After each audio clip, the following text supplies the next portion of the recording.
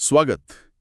आज हम शक्ति यानी पावर की दुनिया में उतर रहे हैं और कुछ दिलचस्प नियमों या कहें रणनीतियों पर बात कर रहे हैं। हमारे पास कुछ स्रोत हैं जो इनके बारे में बताते हैं। हाँ, बिल्कुल। और हम कोशिश करेंगे कि इन स्रोतों से जो सबसे जरूरी ज्ञान है, जो दृष्टिकोण है, उसे निकालें ताकि शक्ति के इस कॉम्प्लेक्स खेल को थोड़ा बेहतर समझा जा सके। आज हम पहले 5 नियमों पर गहराई से नजर डालेंगे। ठीक है, तो चलिए शुरू करते हैं। पहला नियम, ये थोड़ा सुनने में अजीब लग सकता है। कभी भी अपने मालिक से, अपने बॉस से ज्यादा काबिल मत दिखो। है? ये तो बड़ा ही कॉन्ट्रडिक्टरी लगता है। मतलब हम तो हमेशा बेहतर परफॉर्म करके ही आगे बढ़ने की सोचते हैं ना। हाँ, वही तो। स्रोत इसे समझाने के लिए हमें 17वीं सदी के फ्रांस ले जाता है। वहां एक फिनांस मिनिस्टर थे, निकोलस फुके। बहुत काबिल, बहुत अमीर। अच्छा, निकोलस फुके। हाँ, उन्होंने राजा लुई 14 को इम्प्रेस करने के लिए एक पार्टी दी। इतनी शानदार पार्टी के मतलब महल भी फीका पड़ जाए। जबरदस्त खाना, संगीत, मेहमान, सब कुछ टॉप क्लास। तो इसमें दिक्कत क्या हुई? राजा को तो खुश होना चाहिए था ना। हाँ, यही तो पेच है। पार्टी इतनी ज्यादा सफल हो गई कि लोग राजा से ज्यादा फूके की तारीफ करने लगे। हर तरफ उन्हीं की वाहवाही। ओह। और राजा लुई 14, जो शायद थोड़े इनसिक्योर किस्म के थे, उन्हें ये बात चुभ गई। उन्हें लगा कि फूके उनसे ज्यादा चमक रहे हैं, शायद उनकी सत्ता को चुनौती दे रहे हैं। अच्छा, तो राजा इनसिक्योर हो गए। बिल्कुल। और नतीजा, कुछ ही वक्त बाद फूके पर धोखाधड़ी के झूठे आरोप लगे और उन्हें जिंदगी भर के लिए जेल में डाल दिया गया। बाप रे, मतलब अपनी ही काबिलियत दिखाना इतना भारी पड़ गया। हाँ, तो यहाँ सीख ये है कि अगर आपका लीडर, आपका बॉस थोड़ा असुरक्षित महसूस करता है, तो आपकी ज्यादा चमक, आपकी काबिलियत उन्हें खतरा लग सकती है। तो चमकें, पर जरा संभल कर। ये असुरक्षा और भरोसे वाला एंगल काफी दिलचस्प है, और ये हमें सीधे दूसरे नियम पर ले आता है, जो दोस्तों और दुश्मनों के मैनेजमेंट पर है। दोस्तों पर जरूरत से ज्यादा भरोसा मत करो, दुश्मनों का इस्तेमाल करना सीखो। क्या? दोस्तों पर भरोसा नहीं?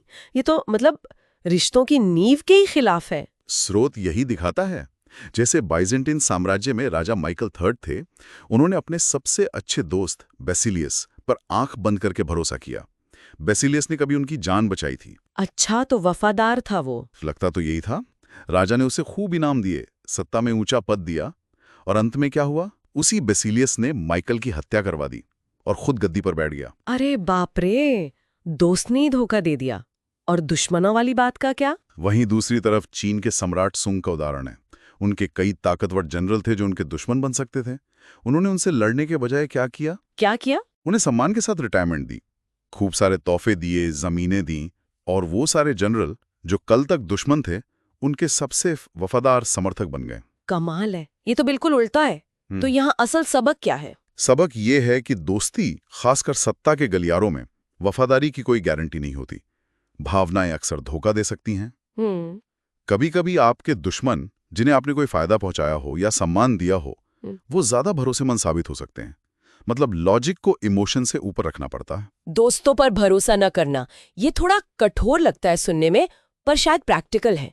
क्या यही सोच तीसरे नियम में भी है, जो कहता है अपनी मंशा, अपनी योजनाएं किसी को पता न चलने दो? हाँ बिल्कुल, ये उसी दिशा में जाता है।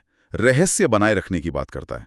स्रोत एक कहानी बताता है, एक अमीर नौजवान मार्किस डी साविंग की। अच्छा। वो एक बहुत ही संभ्रांत महिला का दिल जीतना चाहता था, तो उसने एक अनुभवी महिला निनोन से सलाह ली। वो ऐसी चीजों में माहिर थी। और निनोन ने क्या सलाह दी? निनोन ने कहा, देखो, सीधे सीधे प्यार का इजहार मत कर देना, थोड़ा दूर रहो, थोड़ी मिस्ट्री बनाओ, उसे थोड़ी जलन महसूस कराओ, दूसरी औरतों में थोड़ी दिलचस्पी दिखाओ। अच्छा, ये तो आजकल भी लोग करते हैं शायद। हाँ शायद। खैर, ये प्लान काम कर रहा था। वो महिला मार्क्वेस की तरफ खिंचने लगी थी, उसमें दिलचस्पी लेने लगी थी। तो फिर क्या हुआ? लेकिन मार्क्वेस, वो अपने जज्बातों पर काबू नहीं रख पाया। एक दिन उसने सीधे सीधे कह दिया, मैं तुमसे प्यार करता हूं। ओह। और बस जैसे ही उसने अपने पट्टे खोले, सारा रहस्य, सारा आकर्षण खत्म। खेल वहीं बिगड़ गया। महिला ने उसमें दिलचस्पी खो दी। मतलब सब कुछ साफ साफ बता देना अक्सर बात बिगाड़ देता है। छिपाव में एक अलग ही ताकत होती है। बिल्कुल। रहस्य बनाए रखना लोगों को आपकी तरफ खींचता है, आपको ज्यादा दिलचस्प बनाता है। और यही बात चौथे नियम से भी जुड़ी है। जरूरत से ज्यादा मत बोलो, हमेशा कम बोलो। कम बोलना ये कैसे शक्ति देता है? ज्यादा बोलने से तो हम अपनी बात रख पाते हैं, समझा पाते हैं। हाँ, पर स्रोत कहता है कि ज्यादा बोलना अक्सर कमजोरी की निशानी होता है। वो रोमन योद्धा कोरिलेनस का उदाहरण देते हैं। बहुत बहादुर था, जंग के मैदान में हीरो, लेकिन बोलता बहुत ज्यादा था और अक्सर घमंड में बोलता था, दूसरों को नीचा दिखाता था, अपनी बड़ाई करता रहता था। नतीजा ये हुआ कि लोग उससे नफरत करने लगे और आखिरकार उसे रोम शहर से ही निकाल दिया गया। अच्छा, तो ज्यादा बोलना भारी पड़ गया। इसका उल्टा उदाहरण भी है क्या? हाँ बिल्कुल। मशहूर कलाकार एंडी वॉरहॉल, वो बहुत ही कम बोलते थे। उनके इंटरव्यूज देखो, वो हाँ, ना या एक दो शब्दों में जवाब देते थे। हाँ, मैंने सुना है उनके बारे में। उनकी ये चुप्पी, ये कम बोलना, इसने उन्हें बहुत रहस्यमयी बना दिया था। लोग हमेशा सोचते रहते थे कि आखिर इनके दिमाग में चल क्या रहा है, ये क्या सोचते हैं। शक्ति का आभास होता है। ये तो बड़ी दिलचस्प बात है। कम बोलो, ज्यादा सुनो और ज्यादा ताकतवर दिखो। और इसी कड़ी में अगला 5वां नियम आता है, जो शायद इन सब में सबसे ज्यादा जरूरी लगता है। अपनी प्रतिष्ठा, अपनी इमेज की हर कीमत पर रक्षा करो। प्रतिष्ठा, रेप्यूटेशन, हाँ ये तो बहुत सुना है। स्रोत में इसका क्या उदाहरण है? स्रोत चीन के 3 राज्यों के युद्ध काल की एक मशहूर कहानी बताता है। जनरल झुगे लियांग की। वो अपनी चतुराई और रणनीतिक दिमाग के लिए जाने जाते थे। उनकी एक जबरदस्त प्रतिष्ठा थी। हाँ, उनका नाम तो सुना है। तो एक बार क्या हुआ, उनके दुश्मन सेनापति सिमा यी एक बहुत बड़ी सेना लेकर उनके शहर के पास आ धमके। और लियांग के पास उस वक्त शहर में गिनती के ही सैनिक थे, मतलब हार निश्चित लग रही थी। ओह, तो फिर लियांग ने क्या किया? लड़ाई की? नहीं, उन्होंने कुछ ऐसा किया जिसकी कोई कल्पना भी नहीं कर सकता था। उन्होंने शहर के सारे दरवाजे खुलवा दिए। क्या? दरवाजे खोल दिए? हाँ, और खुद शहर की दीवार पर बिल्कुल अकेले बैठ गए और शांति से अपना सितार जैसा कोई वाद्य यंत्र बजाने लगे। बिल्कुल शांत, जैसे कुछ हुआ ही न हो। ये क्या बात हुई? जब दुश्मन सेनापति सीमा यी ने ये नजारा देखा, खुले दरवाजे, दीवार पर अकेला जनरल शांति से संगीत बजा रहा है, तो वो चौंक गया। उसे लगा कि ये जरूर कोई बहुत बड़ी चाल है। चाल? कैसी चाल? उसे लगा कि अंदर जरूर हजारों सैनिक घात लगाए बैठे होंगे।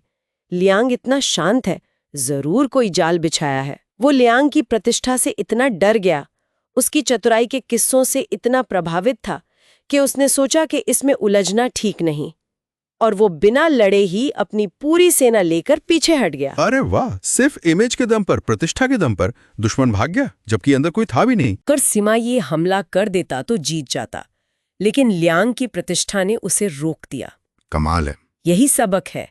आपकी प्रतिष्ठा, आपकी इमेज इतनी शक्तिशाली हो सकती है कि लोग बिना लड़े ही आपसे हार मान लें। इसे बनाना और बचाकर रखना सबसे जरूरी है। एक बार लोगों ने आपको कमजोर समझ लिया तो आपकी शक्ति भी खत्म हो सकती है।